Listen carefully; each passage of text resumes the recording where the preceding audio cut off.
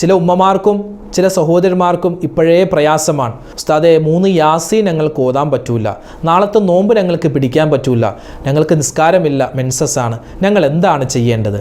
നിങ്ങളൊന്നുകൊണ്ടും വിഷമിക്കേണ്ട. അതിനെല്ലാമുള്ള വ്യക്തമായ ഉത്തരം, പരിഹാരം നമ്മൾ ഈ വീഡിയോയിലൂടെ പറയുന്നുണ്ട്. ഈ വീഡിയോ ഒന്ന് കണ്ടു നോക്കൂ. നിങ്ങളുടെ എല്ലാ സംശയങ്ങളും, നിങ്ങളുടെ എല്ലാ പരാതികളും ഇൻഷാ അല്ലാഹ് മാറും.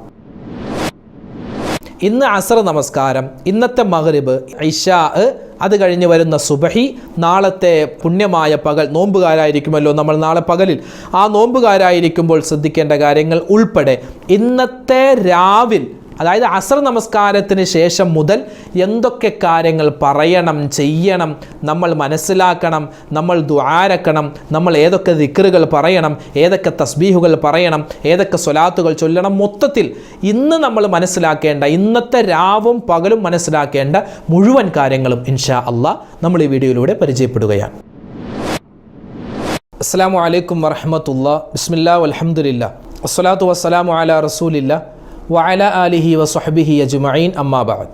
സ്നേഹബഹുമാനം നിറഞ്ഞ മുഅ്മിനീങ്ങളെ, അല്ലാഹു സുബ്ഹാനഹു വ തആല നമ്മുടെ ദുആയും നമ്മുടെ മറ്റ് ഇബാദത്തുകളെല്ലാം പരിപൂർണമായി അതിൻ്റെ പോരായ്മകൾ പരിഹരിച്ച് അല്ലാഹു കബൂലാക്കുമാറാവട്ടെ. അൽഹംദുലില്ലാഹ്, നമ്മളൊക്കെ വലിയ സന്തോഷത്തിലാണ്, ലോക മുഅ്മിൻ വലിയ ആഹ്ലാദത്തിലാണ്. കാരണം ഇന്ന് പരിശുദ്ധമായ ശഅബാൻ 14 ഇന്ന് മഗ്രിബോടുകൂടി നമ്മൾ ഇത്രയും ദിവസം ഒരുപാട് മഹത്വങ്ങൾ കേട്ട് പഠിച്ച് അറിഞ്ഞ് മനസ്സിലാക്കിയ പരിപാവനമായ ബറാഅത്ത് രാവ് കടന്നു വരികയാണ്. ഇന്ന് മഗ്രിബോട് കൂടി അല്ലാഹു തആല അതിനെ സ്വീകരിക്കുവാനും ഒരുപാട് ഇബാദത്ത് ചെയ്യാനും അല്ലാഹു തൗഫീക്ക് നൽകട്ടെ, ആമീൻ.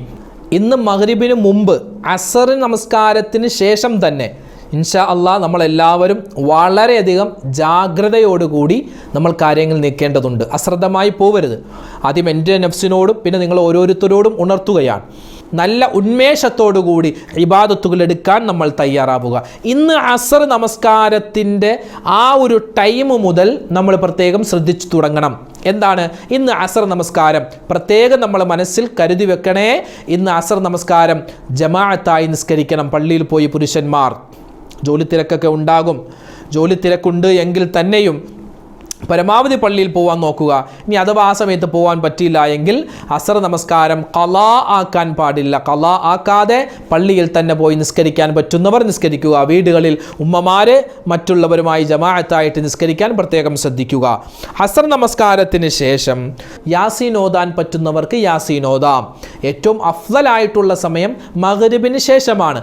മഗ്രിബിന് ശേഷം എന്തെങ്കിലും അസൗകര്യമുണ്ട്, യാസീൻ ഓതാൻ പറ്റൂല എന്ന് ഉറപ്പായാൽ അസറിന് ശേഷം തന്നെ 3 യാസീൻ നമ്മൾ ഓതാൻ ശ്രദ്ധിക്കണം. മാത്രമല്ല അസർ നമസ്കാരത്തിന് ശേഷം കഴിയുന്നവർ എല്ലാവരും മാതാപിതാക്കളുടെ, മരണപ്പെട്ടുപോയ മാതാപിതാക്കളുടെയോ ബന്ധുമിത്രാദികളുടെയോ ഖബറിടത്തിൽ പോയി പ്രത്യേകം സിയാറത്ത് ചെയ്യണം. പ്രത്യേകം യാസീൻ ഓതി, അല്ലെങ്കിൽ എന്തെങ്കിലും സൂറത്തുൽ ഫാത്തിഹയോ അതുപോലെ ഇഖ്ലാസ് മുഅവ്വിദത്തൈൻ ഓതി, അല്ലെങ്കിൽ കുറച്ച് ദിക്റൊക്കെ ചൊല്ലി അവർക്ക് വേണ്ടി ഹദിയ ചെയ്യണം. കാരണം അവരൊക്കെ ഭയങ്കരമായ ആഗ്രഹത്തോടുകൂടി എൻ്റെ മക്കൾ, അല്ലെങ്കിൽ എൻ്റെ ഭർത്താവ്, അല്ലെങ്കിൽ എൻ്റെ ഭാര്യ എനിക്കെന്താണ് തരുന്നത്, എനിക്കെന്താണ് ഹദിയ ചെയ്യുന്നതെന്ന് കാത്തിരിക്കുന്ന ഒരു നിമിഷം കൂടിയാണ്.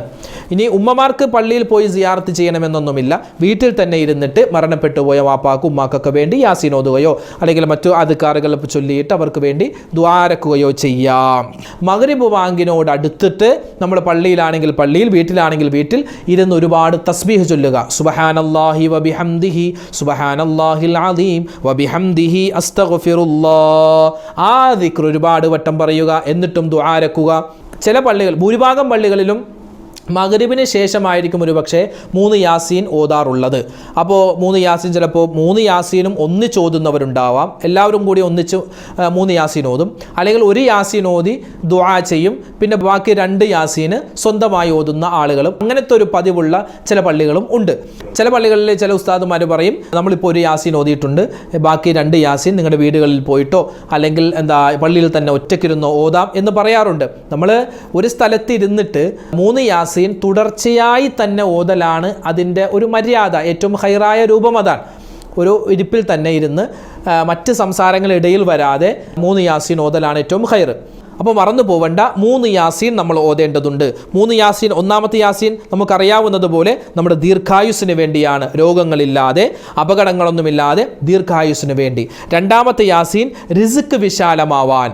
നമ്മുടെ റിസ്ക് എന്ന് പറഞ്ഞാൽ നമുക്ക് കഴിക്കാനുള്ള ഭക്ഷണം, വെള്ളം, പാർപ്പിടം, വസ്ത്രം, ഇതെല്ലാം റിസ്ക്കാണ്. ആ റിസ്ക് വിശാലമായി കിട്ടാൻ നമുക്ക് മാത്രമല്ല നമ്മുടെ കുടുംബത്തിലെ എല്ലാവർക്കും. മൂന്നാമത്തേത് നമ്മുടെ ആഖിബത്ത്, നമ്മുടെ അവസാനം, അന്ത്യം നന്നാവണം, നല്ല മരണം ഉണ്ടാവണം. അതോടൊപ്പം തന്നെ നമുക്ക് ആഡ് ചെയ്യാവുന്നതാണ്, മരണപ്പെട്ടു പോയവർക്ക് കൂടി ഈ യാസീൻ ഓതിയിട്ട് ഹദിയ ചെയ്യാവുന്നതാണ്. മാത്രമല്ല ഓതുന്ന സമയത്ത് നമുക്ക് ഖുർആൻ ഉണ്ട് എങ്കിൽ ഖുർആൻ കൈകളിൽ വെച്ചിട്ട് ആ ഖുർആനിൽ തന്നെ നോക്കി ഓതിയാൽ ഭയങ്കരമായ പ്രതിഫലമാണ്. ചില ആളുകൾക്കൊരു കുറച്ചിലാണ്, ഞാൻ ഈ ഖുർആൻ എടുത്ത് നോക്കി ഓതിയാൽ ആളുകൾ എന്ത് വിചാരിക്കും, എനിക്ക് യാസീൻ ഓതാൻ അറിയില്ല, കാണാതെ അറിയില്ല എന്ന് വിചാരിക്കില്ലേ? വിചാരിച്ചോട്ടെ, നമുക്കിപ്പോൾ ആളുകളെ ബോധിപ്പിക്കേണ്ട കാര്യമില്ലല്ലോ. നമുക്ക് നോക്കി ഓതലാണ്. എത്ര കാണാതെ അറിയാവുന്നവനാണെങ്കിലും ഖുർആൻ എടുത്ത് അല്ലെങ്കിൽ നോക്കി, ഏതാണോ മൊബൈലിലാണെങ്കിൽ മൊബൈലിനേക്കാളൊക്കെ ഏറ്റവും ഹൈർ എന്താണ്, ഖുർആൻ തന്നെ എടുക്കലാണ്. മൊബൈലോടെ മാറ്റിവെച്ച് പരിശുദ്ധമായ ഖുർആൻ എടുത്ത് നോക്കി ഓതൽ ഏറ്റവും അഫ്ളലാണ്, ഏറ്റവും ശ്രേഷ്ഠമാണ്. അപ്പോൾ മഗ്‌രിബിന് ശേഷമാണ് ഏറ്റവും അഫ്ളലായിട്ടുള്ള സമയം. ശേഷം ഒരുപാട് ദുആ രക്കുക. അതോടൊപ്പം തന്നെ നമുക്ക് യാസീൻ ഓതിക്കഴിഞ്ഞ് നമ്മൾ ദ്വാരക്കുക. അതോടൊപ്പം തന്നെ നമ്മൾ പിന്നെ ഓതേണ്ട ഒരു സൂറത്താണ് സൂറത്തു ദുഖാൻ. അത് മറന്നു പോവാൻ പാടില്ല. സൂറത്തു ദുഖാൻ ശഅബാൻ മാസം 1 മുതൽ 15 വരെ സൂറത്തു ദുഖാനിൻ്റെ ആദ്യത്തെ 8 ആയത്തുകൾ ഓതൽ പ്രത്യേകം നല്ലതാണ്, വലിയ പ്രതിഫലമുള്ളതാണ്. ശഅബാൻ 15-ാം രാവിൽ, അതായത് ഇന്ന് മഗ്‌രിബിന് ശേഷം, ഇന്ന് മഗ്‌രിബോട് കൂടിയുള്ള സമയത്ത് ഒരു 30 പ്രാവശ്യം ആ ദുഖാൻ സൂറത്തിൻ്റെ 1 മുതൽ 8 വരെയുള്ള ആയത്തുകൾ 30 പ്രാവശ്യം ഓതുകയും ഒരു പ്രാവശ്യം അത് മൊത്തത്തിൽ ആവർത്തിച്ചോതുകയും ചെയ്യൽ വളരെ ഹൈറാണ്. ഇത് പല രൂപം ഇതിന് പറഞ്ഞിട്ടുണ്ട്, ഏറ്റവും നല്ല രൂപമാണ് ഞാനിവിടെ പറഞ്ഞത്. അപ്പോൾ സൂറത്തു ദുഖാൻ നമുക്ക് ഓതാം. സൂറത്തു ദുഖാനിന് വലിയ പ്രതിഫലമാണ്. എത്രത്തോളം എന്ന് വെച്ചാൽ അല്ലാഹു സുബ്ഹാനഹു വ തആല സൂറത്തു ദുഖാൻ ഓതുന്ന ആളുകൾക്ക് എപ്പോഴും മലക്കുകൾ സപ്പോർട്ടായിരിക്കുമെന്നാണ്. അവരുടെ ശരീരത്തിൻ്റെ ചുറ്റുഭാഗത്തും മലക്കുകൾ എപ്പോഴും സപ്പോർട്ടായിരിക്കും. അതായത് എന്ത് പ്രയാസങ്ങൾ വരുന്നോ അതൊക്കെ ഇവർ തട്ടിമാറ്റും, എന്തെല്ലാം അപകടങ്ങൾ വരുന്നോ ഇവർ തട്ടിമാറ്റും. മാത്രമല്ല പാപങ്ങൾ പൊറുക്കുമെന്നും ദറജകൾ ഉയരുമെന്നും നല്ല ഹുസ്നുൽ ഖാത്തിമ ഉണ്ടാകും. അങ്ങനെ ഒരുപാട് പ്രതിഫലങ്ങൾ ഈ സൂറത്തു ദുഖാനിന് മാത്രമുണ്ട്. സൂറത്തു ദുഖാൻ ഓതാം. അതുപോലെ തന്നെ സൂറത്തുൽ മുൽക്ക്, സൂറത്തുൽ വാഖിഅ, അതുപോലെ നമുക്കറിയാവുന്ന ഏതെല്ലാം സൂറത്തുകളുണ്ടോ അതൊക്കെ ഓതാൻ പറ്റുന്ന രൂപത്തിൽ നമ്മൾ ഓതിയാൽ ഭയങ്കരമായ പ്രതിഫലമാണ് അള്ളാഹു നൽകുക. അന്നത്തെ രാത്രിയിൽ പ്രത്യേകം സുന്നത്ത് നിസ്കാരങ്ങളെ കരുതി നമ്മൾ നിസ്കരിക്കുക. സാധാരണ മഗ്‌രിബിന് മുമ്പ് 2 റക്അത്ത് സുന്നത്തുണ്ട്. നമ്മുടെ പള്ളികളിൽ, ചില പള്ളികളിൽ ഒഴിച്ച് ഭൂരിഭാഗം പള്ളികളിലും ബാങ്ക് വിളിച്ചാൽ ഉടൻ തന്നെ മഗ്‌രിബിൻ്റെ ജമാഅത്ത് നടക്കുകയാണ്. നമുക്ക് സൗകര്യപ്രദമാകുമെങ്കിൽ മഗ്‌രിബ് ബാങ്ക് വിളിച്ച് ഉടൻ തന്നെ 2 റക്അത്ത് സുന്നത്ത് നിസ്കരിച്ചതിന് ശേഷമാവട്ടെ നമ്മുടെ മഗ്‌രിബിൻ്റെ ജമാഅത്ത്. ആ ജമാഅത്തിന് ശേഷം 2 റക്അത്ത് സുന്നത്ത് നിസ്കരിക്കട്ടെ. അത് കഴിഞ്ഞ് അവ്വാബീൻ നിസ്കാരമുണ്ട്. അവ്വാബീൻ നിസ്കാരം, അള്ളാഹുവിൻ്റെ അടിമകളിൽ അവ്വാബീൻ എന്ന് പറയുന്ന പ്രത്യേക വിഭാഗമുണ്ട്. അവർ നിസ്കരിക്കുന്ന നിസ്കാരമാണ് ഈ അവ്വാബിൻ നിസ്കാരം. അതായത് മഗ്‌രിബ് നമസ്കാരത്തിന് ശേഷം മഗ്‌രിബിൻ്റെ സുന്നത്ത് നമസ്കാരം നിസ്കരിച്ച് കഴിഞ്ഞ് 2 റക്അത്തോ അല്ലെങ്കിൽ 4 അല്ലെങ്കിൽ 6 എത്രയാണോ, കൂടിപ്പോയത് 11 റക്അത്ത് വരെയൊക്കെ നമുക്ക് നമസ്കരിക്കാം. ആ 2 റക്അത്ത് കുറഞ്ഞത് ആ 2 റക്അത്ത് അവ്വാബിൻ നിസ്കരിക്കുക. അവ്വാബിൻ നിസ്കാരത്തിൻ്റെ നിയ്യത്ത് 2 റക്അത്ത് അവ്വാബിൻ നിസ്കാരം അല്ലാഹു തആലാക്ക് വേണ്ടി നിസ്കരിക്കുന്നു. ഇതങ്ങോട്ട് വെച്ചാൽ മതി, പ്രത്യേകിച്ച് നിയ്യത്തൊന്നുമില്ല. ഇത് തന്നെയാണ് നിയ്യത്ത്. 2 റക്അത്ത് എത്രയാണോ നമ്മൾ നിസ്കരിക്കുന്നത്, 2 റക്അത്ത് അല്ലെങ്കിൽ 4 റക്അത്ത് അവ്വാബിൻ നമസ്കാരം അല്ലാഹു തആലാക്ക് വേണ്ടി നിസ്കരിക്കുന്നു എന്ന് കരുതി കൈകെട്ടുക.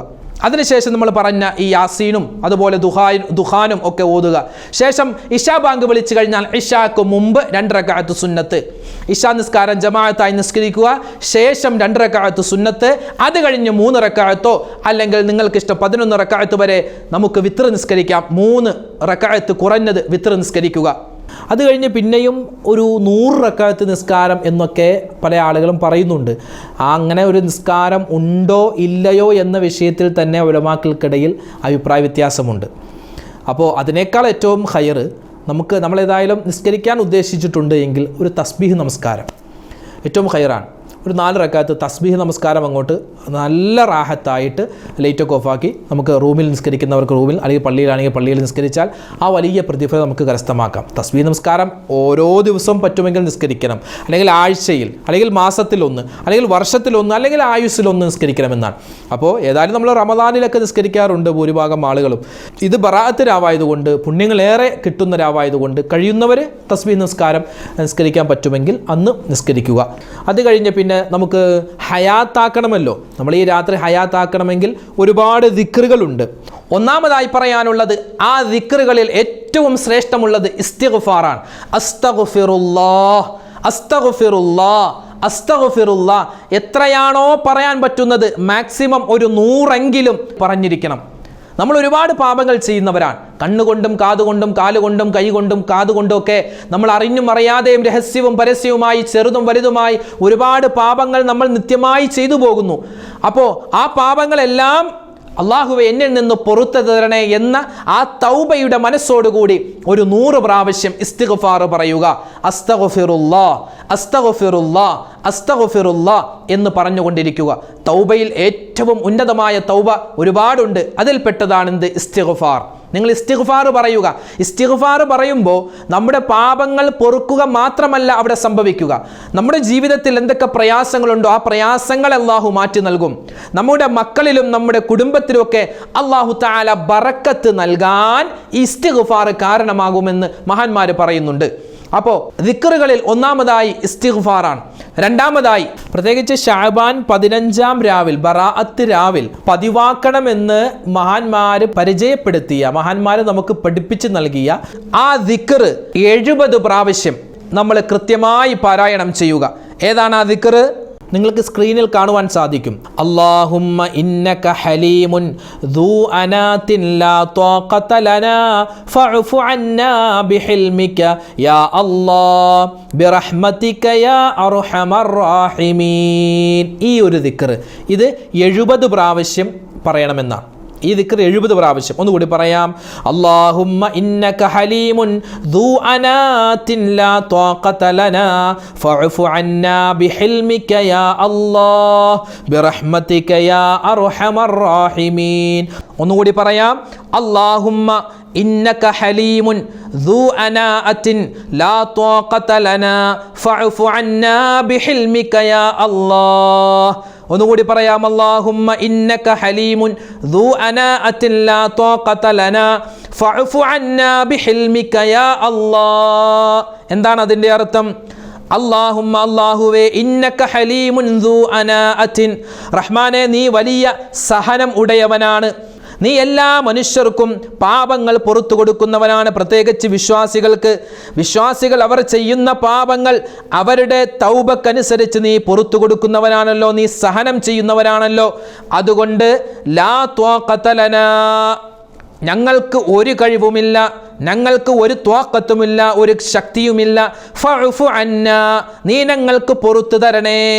നീ ഞങ്ങൾ ചെയ്തു പോയ ചെറുതും വലുതുമായ മുഴുവൻ പാപങ്ങളും ഞങ്ങൾക്ക് പുറത്തു തരണേ. എന്തുകൊണ്ട്?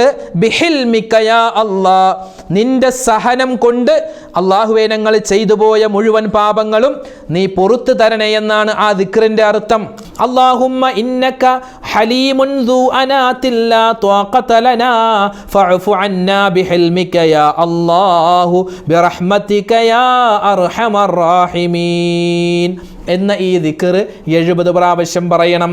അതുപോലെ തന്നെ യാ ഹയ്യു യാ ഖയ്യൂം ബിറഹ്മതിക അസ്തഗീസ്, യാ ഹയ്യു യാ ഖയ്യൂം ബിറഹ്മതിക അസ്തഗീസ്, യാ ഹയ്യു യാ ഖയ്യൂം ബിറഹ്മതിക അസ്തഗീസ്. ഈ ഒരു ദിക്ർ 100 പ്രാവശ്യം പറയണം. 100 പ്രാവശ്യം നമുക്ക് പറഞ്ഞാൽ വലിയ പ്രതിഫലമാണ്.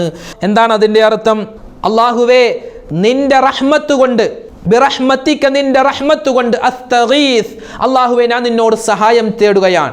എൻ്റെ പാപങ്ങൾ, എൻ്റെ പ്രയാസങ്ങൾ, പ്രശ്നങ്ങൾ എല്ലാം നീ മാറ്റിത്തരണം, എല്ലാം നീ മാറ്റിത്തരണം. എങ്ങനെയുള്ള റബ്ബേ? യാ ഹയ്യു, എന്നെന്നും ജീവിച്ചിരിക്കുന്ന റബ്ബേ. യാ ഖയ്യൂം, എല്ലാം പരിപാലിക്കുന്ന, എല്ലാത്തിൻ്റെയും ഉടമസ്ഥനായ അല്ലാഹ്. ആ ദിക്ർ 100 പ്രാവശ്യം ചൊല്ലുക. പിന്നെ മറ്റൊരു ദിക്ർ ഹസ്ബി അല്ലാഹു നിഅമൽ വകീൽ നിഅമൽ മൗലാ വ നിഅമൻ നസീർ. ഇത് എത്ര പ്രാവശ്യം? ഇതും 100 പ്രാവശ്യം. മഹാന്മാരൊരു എണ്ണം നമുക്ക് പറഞ്ഞു തന്നു എന്ന് മാത്രം. 70 അല്ല, 100 അല്ല, എത്രയാണോ നമുക്ക് പറയാൻ പറ്റുന്നത് അത്രമാത്രം നമുക്ക് പറയാം. ഹസ്ബി അല്ലാഹു നിഅമൽ വകീൽ നിഅമൽ മൗലാ വ നിഅമൻ നസീർ. ഇതുപോലത്തെ ദിക്റുകൾ, ഇത് സ്പെഷ്യലായി നമുക്ക് ബറാഅത്ത് രാവിൽ ചൊല്ലാൻ പറ്റിയ ദിക്റാണ്. ഇതല്ലാതെ നമുക്ക് ലാ ഇലാഹ ഇല്ലല്ലാഹു ലാ ഇലാഹ ഇല്ലല്ലാഹ് ആ ദിക്ർ പറയാം. ലാ ഇലാഹ ഇല്ലല്ലാഹു ലാ ഇലാഹ ഇല്ലല്ലാഹ് ആ ദിക്ർ പറയാം. ലാ ഇലാഹ ഇല്ലാ അന്ത സുബ്ഹാനക ഇന്നി കുന്തു മിനൽ ളാലിമീൻ ആ ദിക്ർ പറയാം. ലാ ഇലാഹ ഇല്ലാ അന്ത സുബ്ഹാനക ഇന്നി കുന്തു മിനൽ ളാലിമീൻ. അതുപോലെ സുബ്ഹാനല്ലാഹി വൽഹംദുലില്ലാഹി വലാ ഇലാഹ ഇല്ലല്ലാഹു അല്ലാഹു അക്ബർ വലാ ഹൗല വലാ ഖുവത ഇല്ലാ ബില്ലാഹിൽ അലിയ്യിൽ അലീം. സുബ്ഹാനല്ലാഹി വൽഹംദുലില്ലാഹി വലാ ഇലാഹ ഇല്ലല്ലാഹു അല്ലാഹു അക്ബർ വലാ ഹൗല വലാ ഖുവത ഇല്ലാ ബില്ലാഹിൽ അലിയ്യിൽ അലീം. ആ ദിക്ർ പറയാം. സുബ്ഹാനല്ലാഹി വബിഹംദിഹി സുബ്ഹാനല്ലാഹിൽ അലീം വബിഹംദിഹി യസ്തഗ്ഫിറുല്ലാഹ് സുബ്ഹാനല്ലാഹി വബിഹംദിഹി സുബ്ഹാനല്ലാഹിൽ അലീം വബിഹംദിഹി യസ്തഗ്ഫിറുല്ലാഹ്. ഇപ്പം ഇങ്ങനെ ഒരുപാട് ദിക്റുകൾ നമുക്കറിയാമല്ലോ. ഇതൊക്കെ ഒരു 101 പ്രാവശ്യമോ അല്ലെങ്കിൽ ഒരു 300 പ്രാവശ്യമോ ഒക്കെ നമുക്ക് എത്രയാണോ പറ്റുന്നത്. ഒരുപാട് ഓവറാക്കി ചൊല്ലി നമുക്ക് ശരീരം മുഴുവനും ക്ഷീണിപ്പിക്കേണ്ട ആവശ്യമൊന്നുമില്ല. നമുക്ക് നമ്മളെക്കൊണ്ട് പറ്റുന്ന ഒരു എണ്ണം നമുക്കറിയാമല്ലോ. അത് നമ്മൾ കൃത്യമായി എല്ലാ ദിക്റുകളും വരുന്ന രൂപത്തിൽ കൃത്യമായ ഒരെണ്ണം നമ്മൾ മനസ്സിൽ കണ്ട് പ്രത്യേകം ചൊല്ലാൻ ശ്രദ്ധിക്കുക. അതുപോലെ തന്നെ സ്വലാത്തുകൾ, സ്വലാത്തിൻ്റെ രാവാണല്ലോ. ഇന്നല്ലാഹ വ മലായികതഹു യുസല്ലൂന അലൻ നബി എന്ന് പറയുന്ന ആ ആയത്ത് ഇറങ്ങിയ മാസമാണ്. അതുകൊണ്ട് ഈ സ്വലാത്തുകൾ നമുക്ക് ഒരുപാട് വർദ്ധിപ്പിക്കാം. അറിയാവുന്ന സ്വലാത്ത്, അറിയാവുന്ന സല്ലല്ലാഹു അലാ മുഹമ്മദ് സല്ലല്ലാഹു അലൈഹി വസല്ലം മതി, ആ സ്വലാത്ത് മതി. അല്ലെങ്കിൽ നമ്മൾ മുമ്പ് പഠിച്ച ഒരു ചെറിയൊരു സ്വലാത്തുണ്ട്, അല്ലാഹുമ്മ സ്വല്ലി അലൻ നൂരി വാഹിലി, അതും പറയാം. അതൊക്കെ വളരെ സിമ്പിളായി പറയാവുന്ന സ്വലാത്താണ്. അതുപോലെ ഇബ്രാഹിമിയ സ്വലാത്ത്, നാരിയത്തു സ്വലാത്ത്, കൻസു സ്വലാത്ത്, സ്വലാത്തു തിബ്, സ്വലാത്തുൽ ഫാത്തിഹ്, സ്വലാത്തു താജ്, അങ്ങനെ ഏതൊക്കെ സ്വലാത്തുകളുണ്ടോ നമുക്കറിയാവുന്നു അതൊക്കെ നമുക്ക് ഒരാവർത്തിയെങ്കിലും ഇങ്ങനെ പറഞ്ഞുകൊണ്ടിരിക്കുക. പിന്നെയോ ഇതൊക്കെ കഴിഞ്ഞിട്ട് നല്ലതുപോലെ ദുആരക്കുക. എന്തെങ്കിലും ഒരു ദിക്ർ പറഞ്ഞാൽ അപ്പോൾ തന്നെ ദുആരക്കണം അല്ലാഹ്. കാരണം മലക്കുകൾ ഇങ്ങനെ നോക്കിയിരിക്കും, ആരെന്ത് പറയുന്നോ അത് രേഖപ്പെടുത്തി ഉടൻ തന്നെ അള്ളാഹ്ക്ക് കൊണ്ടുപോയി കൊടുക്കുമെന്നാണ്. മാത്രമല്ല ആരാണോ ദുആ ചെയ്തത് അയാൾ ദുആരക്കുന്ന സമയത്ത് ചുറ്റുഭാഗം വന്നിരിക്കും. എന്നിട്ട് അള്ളാഹുവേ ഇവൻ്റെ ദുആ സ്വീകരിക്കണം, ഇവൻ്റെ ദുആ സ്വീകരിക്കണം എന്ന് മലക്കുകൾ ഇങ്ങനെ പറഞ്ഞുകൊണ്ടിരിക്കും. കാരണം ഇത് മലക്കുകൾക്ക് തിരക്കുണ്ടാകുന്ന ഒരു രാവാണെന്നാണ്. മലക്കുകൾക്ക് തിരക്കുണ്ടാകുന്ന രാവാണ്. അതുകൊണ്ട് മലക്കുകൾ സന്നദ്ധരാണ്, നമ്മളാണ് സന്നദ്ധരാവേണ്ടത്. അള്ളാഹു തൗഫീക്ക് നൽകുമാറാവട്ടെ. അങ്ങനെ കിടന്ന് കുറച്ച് ദിക്റും സ്വലാത്തുകളൊക്കെ പറഞ്ഞ് എന്ത് ചെയ്യുക, കുറച്ച് സമയം കിടന്നുറങ്ങുക. കുറച്ച് സമയം നമ്മൾ കിടന്നുറങ്ങിയിട്ടാണ് എഴുന്നേറ്റിട്ട് നമുക്ക് തഹജ്ജുദ് നിസ്കരിക്കേണ്ടത്. ഏതായാലും നമ്മൾ നാളത്തെ നോമ്പ് പിടിക്കാൻ വേണ്ടി അത്താഴത്തിന് എഴുന്നേക്കുമല്ലോ. അപ്പോൾ ആ അത്താഴത്തിന് എഴുന്നേൽക്കുമ്പോൾ നമുക്ക് എന്ത് ചെയ്യണം? തഹജ്ജുദ് നിസ്കരിക്കണം. അതിനെന്ത് വേണം? ഉറങ്ങണം, കുറച്ച് നേരം ഉറങ്ങണം. ഈ പറയപ്പെട്ട ദിക്റുകളൊക്കെ ചൊല്ലിയിട്ട് നമ്മൾ സാധാരണ ഒരു ദിവസം കഴിഞ്ഞു പോകുന്നതിനേക്കാൾ വ്യത്യസ്തമായി ഒരു ഹയാത്താക്കൽ, ആ ഹയാത്താക്കിയതിന് ശേഷം ഉറങ്ങുക. ഉറങ്ങിയതിന് ശേഷം എഴുന്നേറ്റ് 2 റക്അത്ത് തഹജ്ജുദ് നിസ്കരിക്കുക. തഹജ്ജുദ് നിസ്കാരത്തിന് ശേഷം വീണ്ടും ദുആരക്കുക. അത് കഴിഞ്ഞ് നമുക്ക് അത്താഴം കഴിക്കാം. ചില ആളുകൾ അത്താഴം ഒന്നും കഴിക്കാതെ കിടന്നുറങ്ങാറുണ്ട്. അങ്ങനെയല്ല, എന്തെങ്കിലും ഒരു ഇറുക്ക് വെള്ളമോ അല്ലെങ്കിൽ ഒരു കാരക്കയോ എങ്കിലും, കാരണം ആ ഒരു സമയത്ത് നമ്മൾ കഴിക്കുന്ന ഭക്ഷണത്തിൽ വലിയ ബറക്കത്ത് അല്ലാഹു വെച്ചിട്ടുണ്ട് എന്ന് നമുക്ക് ഹദീസിലൊക്കെ കാണുവാൻ സാധിക്കും. ആ സമയത്ത് എഴുന്നേൽക്കുക. നമുക്ക് അത്താഴം കഴിച്ചിട്ട് നേരെ പുരുഷന്മാർ പള്ളിയിലേക്ക് പോവുക. സ്ത്രീകൾ വീട്ടിൽ തന്നെ ജോലിയൊക്കെ ഒതുക്കിയിട്ട് അവർ ജമാഅത്തായിട്ട് നിസ്കരിക്കാൻ പറ്റുന്ന അവസരമാണെങ്കിൽ നിസ്കരിക്കുക. അങ്ങനെ ആ സുബഹിക്ക് നമ്മൾ പള്ളിയിൽ പോകണം. ഒരിക്കലും അത് വിട്ടുപോകാൻ പാടില്ല. സുബഹിക്ക് പള്ളിയിൽ പോയി അവിടെ സുബഹിക്ക് വലത് കാലം കൊണ്ട് പള്ളിയിൽ പ്രവേശിച്ച് ഇഅ്തികാഫിൻ്റെ നിയ്യത്തൊക്കെ വെച്ച് നമ്മൾ 2 റക്അത്ത് സുബഹിക്ക് മുമ്പുള്ള 2 റക്അത്ത് സുന്നത്ത് നിസ്കാരം, പിന്നെ സുബഹി നമസ്കാരം ജമാഅത്തായി. അത് കഴിഞ്ഞ് അവിടെ തന്നെ ഇരുന്ന് യാസീൻ ഓതാൻ പറ്റുന്നവർ യാസീൻ ഓതുക. അല്ലെങ്കിൽ ദിക്റോ സ്വലാത്തോ ഒക്കെ അറിയാവുന്ന രൂപത്തിൽ അറിയാവുന്നതുപോലെ പറയുക.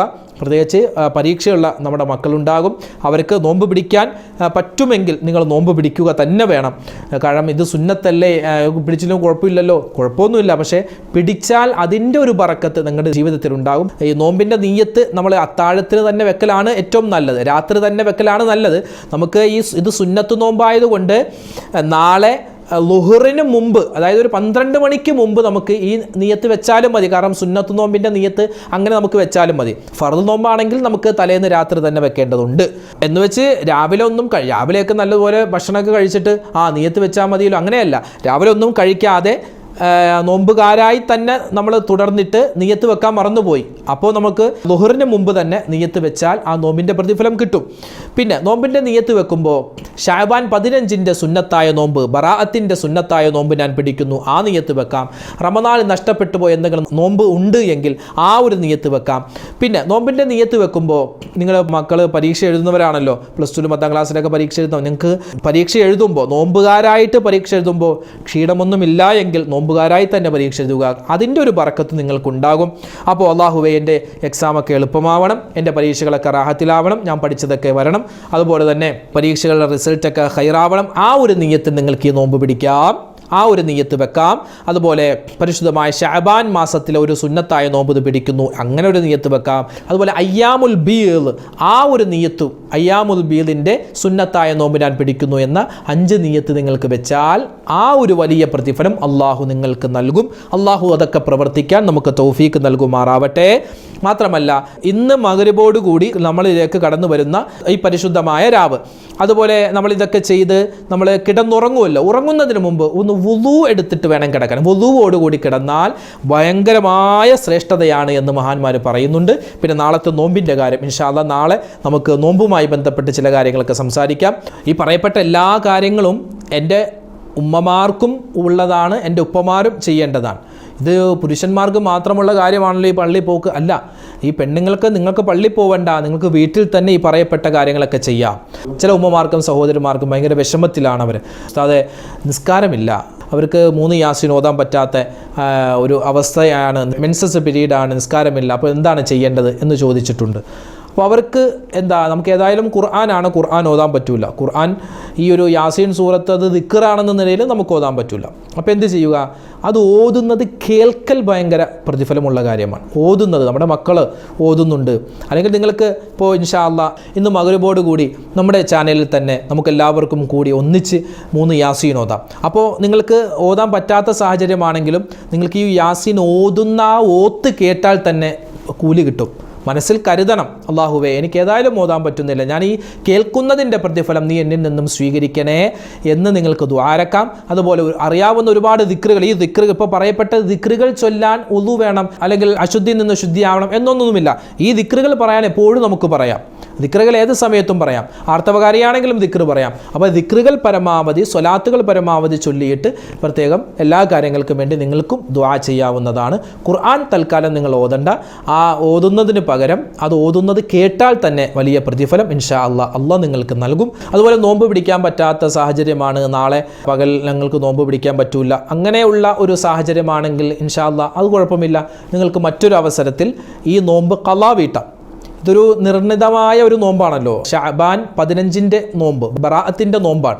അപ്പോൾ അതുകൊണ്ട് മറ്റൊരു അവസരത്തിൽ എനിക്ക് പിടിക്കാൻ പറ്റാതെ പോയ ബറാഅത്തിൻ്റെ നോമ്പ്, ഷഅബാൻ 15-ൻ്റെ നോമ്പ് ഞാൻ ഖളാ വീട്ടുന്നു എന്ന നിയ്യത്തിൽ ഇൻഷാ അല്ലാഹ് നിങ്ങൾക്ക് ശുദ്ധിയാകുന്ന സമയത്ത്, അല്ലെങ്കിൽ നിങ്ങൾ നോമ്പ് പിടിക്കാൻ പറ്റാത്ത ആളുകൾക്ക് അത് നോമ്പ് പിടിക്കാൻ പറ്റുന്ന സാഹചര്യം വരുമ്പോൾ ഈ നോമ്പ് ഖളാ വീട്ടാവുന്നതാണ്, കുഴപ്പമില്ല. ഈ ബറാഅത്ത് രാവും പകലും നമുക്ക് നഷ്ടമായാൽ, നമ്മളന്ന് വെറുതെ അലസമായി കഴിഞ്ഞാൽ, ഇതിനൊന്നും വലിയ ശ്രേഷ്ഠതയില്ല, ഇതൊക്കെ വെറുതെ കെട്ടുകഥകളാണ് എന്നാരെങ്കിലുമൊക്കെ പറഞ്ഞ് നടക്കുന്നുണ്ട് എങ്കിൽ ഒരു ചരിത്രം പറഞ്ഞു തരാം. മഹാനായ ഇമാം ഗസാലി തങ്ങൾ, ഗസാലി ഇമാമിനെ നിഷേധിക്കുന്ന ആരും നമ്മുടെ മുസ്ലിം സമൂഹത്തിലില്ല.